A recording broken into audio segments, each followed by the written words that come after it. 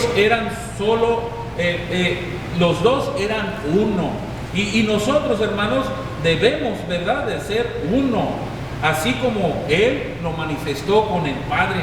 Y miren, ¿y en qué se manifiesta? Podríamos hacer unas pequeñas reflexiones. ¿Cómo podemos notar la falta de unidad que hay en las iglesias modernas? Pues para empezar, miren, la iglesia nos vemos como rivales y no como hermanas que somos. Y esto es triste.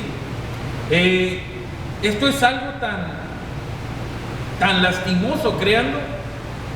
Otra de las cosas que también podríamos ver, ¿verdad?, aparte de vernos como rivales, es que las iglesias, ¿verdad?, siempre tienden a tener diferentes doctrinas, diferentes leyes, ¿verdad?, diferentes interpretaciones, diferentes formas de gobierno dentro de la iglesia, y podríamos allí añadir un montón de cosas, ¿verdad?, que todo eso lo único que hace, en lugar de unirnos, cada vez más nos desunen. Y dentro también, ¿verdad?, de las congregaciones, no podemos evitar la verdad, ¿verdad? Dentro de las mismas comunidades siempre existen las divisiones, los pleitos, ¿verdad? Las rivalidades, y esto es algo, pues, ¿verdad?, que en la iglesia primitiva no se mira, pues, hermanos, ¿verdad? En esa iglesia de los hechos que la palabra de Dios nos muestra a que sea nuestro ejemplo en el día de hoy, vemos que la división, ¿verdad?, el vivir separados, pues era cosa, ¿verdad?, que no se notaba, porque aquí el que da testimonio, miren, no es el hermano Mauricio, ¿verdad? Aquí el que está dando testimonio es el Espíritu de Dios. Y vemos que la iglesia del primer siglo, hermanos, era una iglesia sobrenatural, podríamos decir, ¿verdad? Así nos lo mencionó una hermana en una ocasión. Bueno, ¿y esos cristianos de dónde eran? ¿De Júpiter o venían de la luna o de qué? Porque miren todas las cosas que estos cristianos tenían. Y estamos hablando, óiganlo bien, de miembros, ¿verdad?, de una persona que se reúne aquí en el reino de nuestro Dios. Y todo esto es ¿por qué? Porque vivimos muy alejados, ¿verdad?, a lo que era la iglesia, ¿no? De cómo el Señor plantó la iglesia hace más de 2000 años. Y el enemigo ha trabajado mucho en esto, mucho. Miren, allá en Mateo, en el capítulo 12, en el verso 25, tenemos una gran verdad sobre si no vivimos en unidad, quiere decir que estamos divididos. Miren, sabiendo Jesús, dice, los pensamientos de ellos, dice, les dijo, todo reino dividido contra sí mismo es asolado. Y toda ciudad o casa, dijo el Señor, dividida contra sí misma, no permanecerá. Así que la unidad, hermanos, es uno de los temas, ¿verdad?, que la iglesia primitiva nos muestra para seguir perseverando. Óiganlo bien, si no, cualquier congregación, ¿verdad?, por mejor sistema de gobierno que tenga, tiende, dice el Señor, a desaparecer. Entonces, y de hecho, ¿verdad?, va a haber muchas iglesias modernas, ¿verdad?, que incluso hasta nos puedan haber dejado de una manera asombrados su manera de gobierno, pero el enemigo, dígalo bien, se ha manejado sutilmente con ellos, que son congregaciones, sectas, denominaciones que no van de una manera, ¿verdad?, a prevalecer eternamente y van a desaparecer, como dice la Biblia. Así que, pues ahí tenemos otra enseñanza más, ¿verdad?, sobre la unidad. Y viene una cuarta enseñanza ahí, basado en el verso 45 del libro de los Hechos, capítulo 2. Y luego dice, ¿verdad?, y vendían sus propiedades y sus bienes, y lo repartían a todos según la necesidad de cada uno. Así que podríamos decir, ¿verdad?, que era una iglesia, hermano, hermana, una iglesia sin egoísmo. En la iglesia de los primeros cristianos, como venimos mencionando, era tan grande el amor que había, ¿verdad?, que había entre los hermanos, que cada uno vendía sus propiedades, miren nada más, ¿verdad?, y sus bienes, y lo repartían con aquellos que estaban pasando necesidad. ¿Se le hace esto familiar? Miren, velaban, ¿verdad?, de otra manera, podríamos decir, por las necesidades los unos por los otros. ¿Se le hace algo familiar esto? No tenían, dice la Biblia, ¿verdad?, egoísmo entre ellos. se apoyaban mutuamente. Esto es lo que el Espíritu de Dios testifica.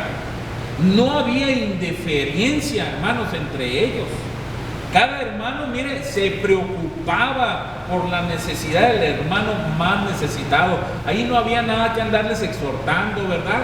Oye, ahí mira, ahí te encargo de que veas por el hermano. No, ahí había iniciativa. Ahí, ¿verdad? Había de una manera interés en glorificar a Dios en esta manera. Porque recordemos, hermanos, que todo lo que nosotros podamos poseer en este mundo, óiganlo bien, es porque Dios nos lo ha dado. Y si Dios nos ha bendecido, ¿verdad?, con cosas materiales, es para que nosotros las utilicemos para beneficiar a los que nos rodean, para poder de una manera, ¿verdad?, bendecir a otros a través, ¿verdad?, compartir, digamos, de una manera, ¿verdad?, esa bendición que Dios nos da. Pero no es para que nosotros acumulemos como muchas veces lo queremos hacer, ¿verdad? Y el acumular riquezas, créanlo, lo único que hace es hacernos perder el piso, vivir, ¿verdad?, con el alma en un hilo, principalmente en este mundo donde hay tanta violencia, donde hay tanta, ¿verdad?, crimen, ¿verdad? Y no hay como mejor glorificar a nuestro Dios a través de las cosas materiales. Por eso siempre me viene a la mente cuando hablamos de la iglesia primitiva, me viene a la mente esta hermana diciendo, bueno, ¿y estos hermanos de la iglesia primitiva de dónde eran? De Júpiter, eran de la luna, dice, porque no creo que hayan sido de aquí, dice. Yo creo que quería, ¿verdad?, de una manera poder justificarse, ¿verdad?, su conducta, su manera de vivir tan egoísta, ¿verdad?, en el no, de una manera compartir absolutamente, porque así es el ser humano, siempre queremos justificarnos. Nosotros los seres humanos somos excelentes en hallar una justificación para principalmente, ¿verdad?, no hacer la voluntad de nuestro Dios. Y ahí en el verso 46, hermanos, tenemos lo que es la quinta enseñanza. Tenemos 15 enseñanzas para esta tarde-noche. Así que siéntese de una manera cómodamente.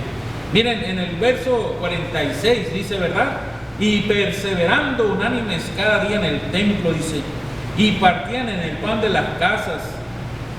las casas, comían juntos con alegría y sencillez, dice la palabra de Dios, de corazón. O sea, podríamos decir, era una iglesia, ¿verdad?, perseverante. Perseveraban, dice, unánimes, juntos, cada día en el templo. Es decir, que todos los días estaban en la casa del Señor. La iglesia moderna, contemporánea, la que le ha tocado vivir a usted y a mí, ya no tiene tiempo casi para congregarse. Y esto es alarmante. Ya no tiene tiempo para congregarse, cada vez más, ¿verdad? Incluso los miembros secularizan, ¿verdad?, a sus hijos. Incluso cada vez más el adorador en espíritu y en verdad, cada vez más, ¿verdad?, se llena de afanes, cada vez más se llena de compromisos, cada vez más, ¿verdad?, va tras aquellas, ¿verdad?, riquezas, ¿verdad?, que el mundo difícilmente le va a dar. Y créanlo, esto le roba lo que es el tiempo de congregarse. Por eso, a veces entre semana, miren, qué diferente, ¿verdad? Nosotros entre semana nos reunimos una vez por semana. En la iglesia, dice el Espíritu Santo, todos los días se reunían. O sea, todos los días le daban el tiempo, ¿verdad? Así como cuando le preguntaron al Señor Jesús sobre aquella moneda, sobre los tributos, ¿verdad? Y el Señor le contestó, pues miren, dele al César lo que es del César y a Dios lo que es de Dios. Y nosotros, hermanos, todos los días debe de pasar lo mismo, ¿no? Pero no queremos darle el tiempo que Dios, ¿verdad?, se merece, que Dios es digno de recibir por parte de nosotros, sino que cada vez más, ¿verdad?, y cada vez más nos estamos secularizando, nos estamos de una manera, ¿verdad?, afanando, envolviendo con las actividades y con los compromisos y con esto y con lo otro, que al Señor no le damos el tiempo que se merece. Y créanlo, cada vez más, y pasan los tiempos, ¿verdad?, y cada vez más el modelo de la iglesia primitiva se va distorsionando, ¿verdad? Y es importante nosotros que a veces de una manera nos gloriamos, ¿verdad?, de ser la iglesia auténtica, genuina, aquella iglesia, ¿verdad?, que se fundó en el año 33, que nosotros somos la continuación. Pues es importante que verdaderamente analicemos esta conducta y nos esforcemos por no alejarnos, óigalo bien, porque esta es la manera que se conducía la iglesia primitiva, perseverando, ¿verdad?, en la unidad, en las oraciones, en el partimiento de pan, en las enseñanzas, ¿verdad?, unánimes, ¿verdad?, viendo por la necesidad de todos y congregándose. Así que, mi hermano, hermana, ¿verdad?, este es el mensaje de esta hermosa tarde, ¿verdad?, para compartirlo con aquellos que no tuvieron la oportunidad de venir. Es importante, ¿verdad?, analizarnos. Es importante, ¿verdad?, darle la prioridad a la palabra, ya que esta palabra que hemos escuchado, hermanos, no es de su hermano, sino que proviene de nuestro Dios. ¿Y todo para qué? Para que nosotros, ¿verdad?, vivamos en esta vida de una manera, con una vida, ¿verdad?, controlada, una vida balanceada. Por eso es importante, mi hermano, hermana, que hagamos caso a estos principios que acabamos de escuchar para ser personas en el reino, ¿verdad?, de siempre, que vamos sobre la bendición tras bendición. Y por mi parte es todo, mi hermano. Agradezco tu atención y que Dios te siga bendiciendo grandemente.